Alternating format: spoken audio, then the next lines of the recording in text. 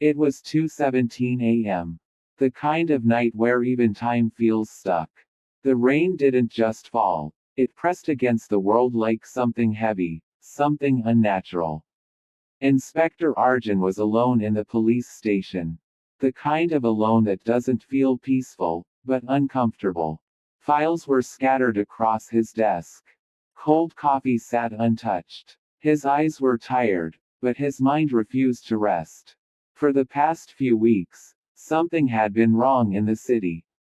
People were disappearing. No patterns, no clues, no bodies. And every case, somehow, led nowhere.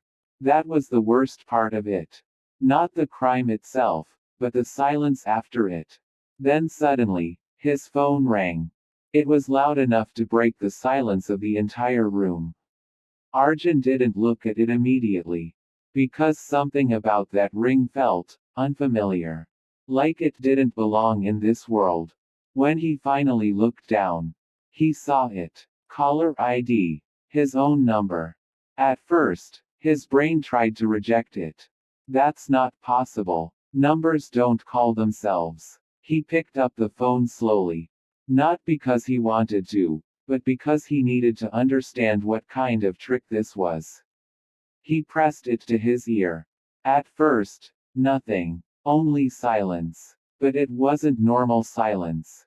It felt occupied. Like someone was on the other side, waiting for him to realize they were already there. Then a voice came. Low, distorted, almost broken. It said only one word. Arjun. He didn't respond. His grip tightened. Then the voice spoke again. Don't go to house no. 47. That name meant nothing to him at first. But the moment he heard it, something inside his mind reacted. Not memory. More like instinct. Like the brain recognizing danger before logic could catch up. The voice continued. If you go there tonight, you will die. And then, the line went dead. The phone went silent. Arjun sat still, trying to rationalize it. A prank call. A digital spoof. A psychological tactic. Something explainable. But none of it felt right. Because fear, real fear, doesn't need explanation. It just sits inside you, quietly growing. He stood up and walked to the window. Outside, the city looked empty. Not asleep, but abandoned. Like everything alive had already gone somewhere else. He whispered to himself, "This is nonsense." But his voice didn't sound convinced. Back at his desk, he opened the case files again. Missing persons. One after another. Same pattern. No entry points. No witnesses. No bodies. And at the bottom of every file, a strange recurring note. Unverified location. House No.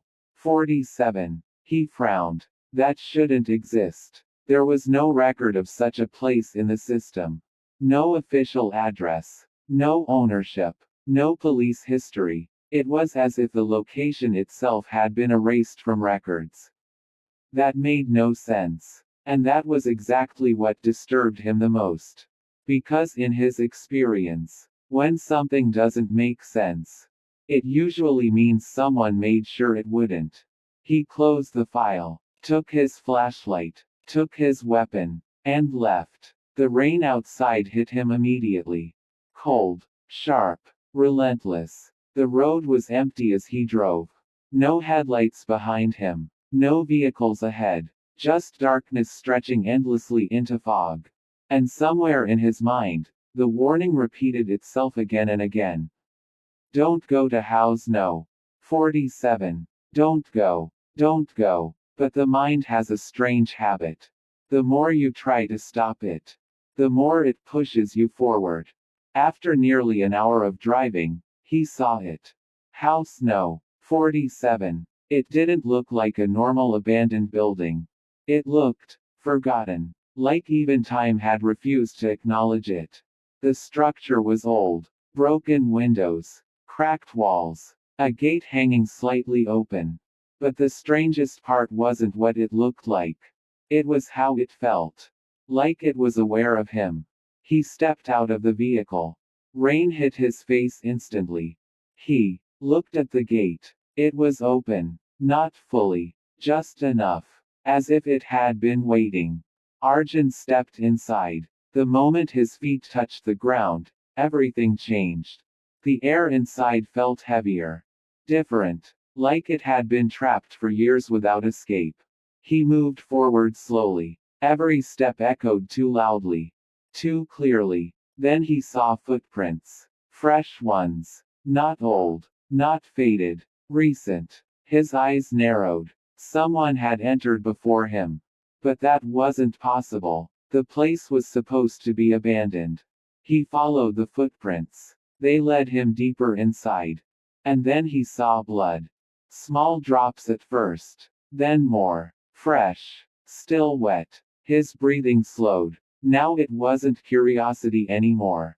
It was caution. Something had happened here. Recently. He followed the trail until it led him to a wooden floor section that felt different. Hollow. He pressed it. It creaked. He pressed harder. The floor broke open. And beneath it, a staircase appeared. Going down. Without thinking too long, he descended.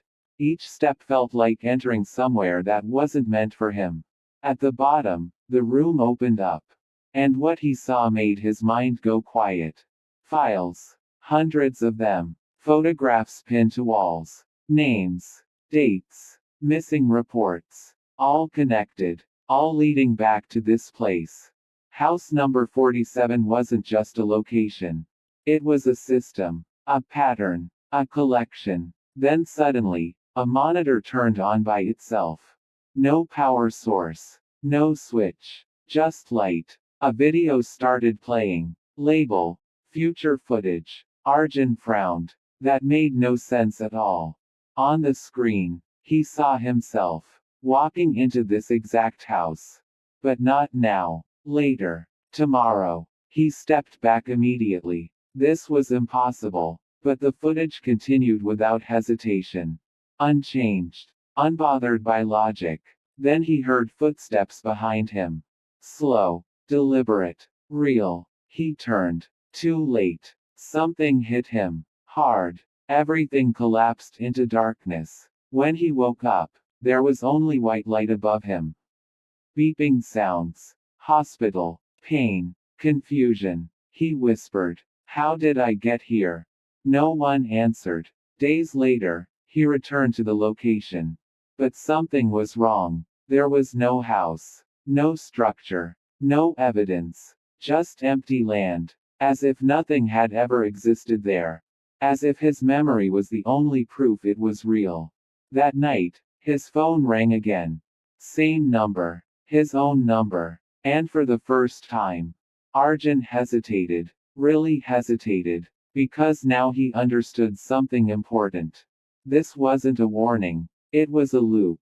A cycle. Something he was already inside. If you ever receive a call from yourself, don't answer it. Because next time, it may not be you.